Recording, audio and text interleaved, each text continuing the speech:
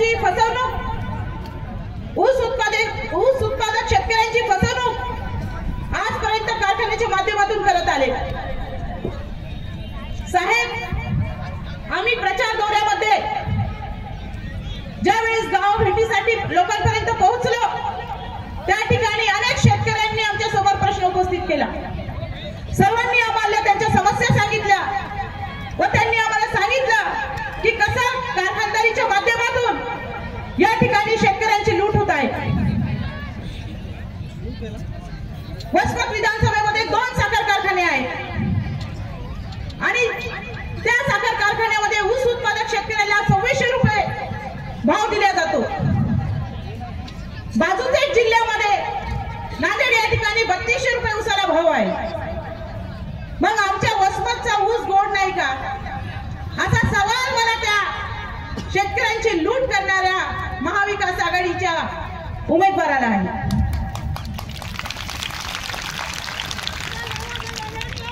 या ठिकाणी बरेच कारखाने आणले गेले, पण कारखानदारीच्या माध्यमातून फक्त सबसिडीचा वापर नेत्यांनी केला स्वतःचं पोट भरण्यासाठी।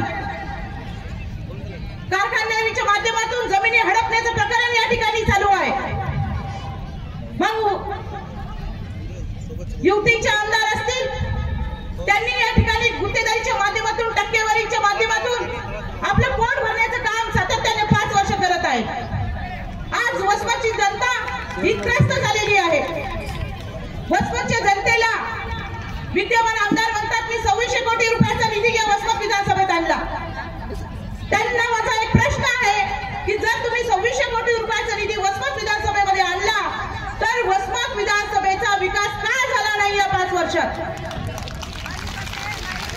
आजपर्यंत वसमत विधानसभेमध्ये रस्त्याची दुरवस्था, नळाला पाणी नाही, दिवसभर लाईट नाही, 2-2 विहिरीवर एकेका गावाचं पाणीचं भागवण होते।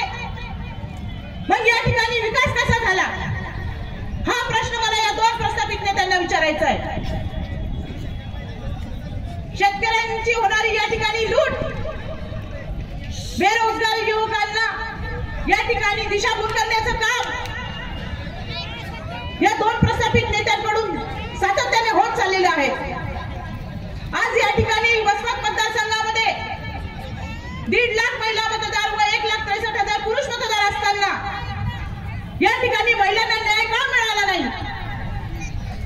एवढी मोठी महिलांची संख्या असताना जेव्हा मी नेतृत्व करण्यासाठी उमेदवारी मागितली तर त्या ठिकाणी पाय खेचण्याचा प्रयत्न पुरुष मंडळींकडून झाला। वसमत मतदारसंघामध्ये एवढे बेरोजगार युवक आहे, एवढी मोठी संख्या महिलांची आहे, पण आज हाताला रोजगार वसमत विधानसभेत नाही। नावाला 2 कारखाने प्रस्थापित नेत्यांचं घर चालवण्यासाठी इथं उभारलेले गेलेले आहेत। युतीच्या आमदारांनी तर या 2 माजी मंत्र्यांना पाठीमागे टाकून भ्रष्टाचाराचा आतंक वसमत विधानसभेमध्ये गाजवलेला आहे। माझा प्रश्न आहे वसमतच्या जनतेला, तुम्ही उघड्या डोळ्यांनी सर्व काही पाहत आहात, मग तुम्ही शांत का? मग तुम्ही गप्प का? तुम्ही आवाज उठवा, नवीन नेतृत्वाला संधी द्या।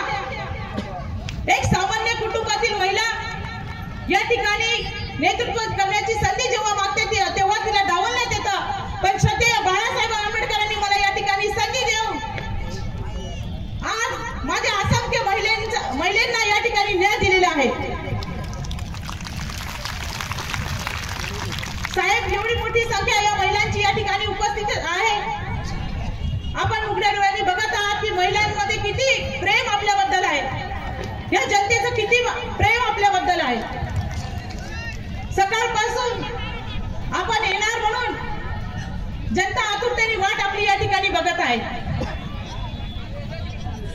साहेब, आम्हाला हे कार्यक्रम आम्ही जेव्हा आयोजित करण्याचं ठरवलं त्यावेळेस आम्हाला खूप अडचणी या ठिकाणी उद्भवण्यात आल्या। मग पोलीस प्रशासन असेल व इतर प्रस्थापित नेते असतील यांनी बऱ्याच माध्यमातून आम्हाला इथं रोख लावण्यात आली। मी आपण सर्व जनतेला एक विनंती करते, आजपर्यंत आपल्या मताच्या माध्यमातून आपण अनेक आमदार पुरुषांना आमदार घडवलं, 2 माजी मंत्री घडवले, पण आज सदैव बाळासाहेब आंबेडकरांनी एक महिलेला नेतृत्व करण्याची संधी माझ्या माध्यमातून दिलेली आहे। आपण सर्वांना हात जोडून विनंती आहे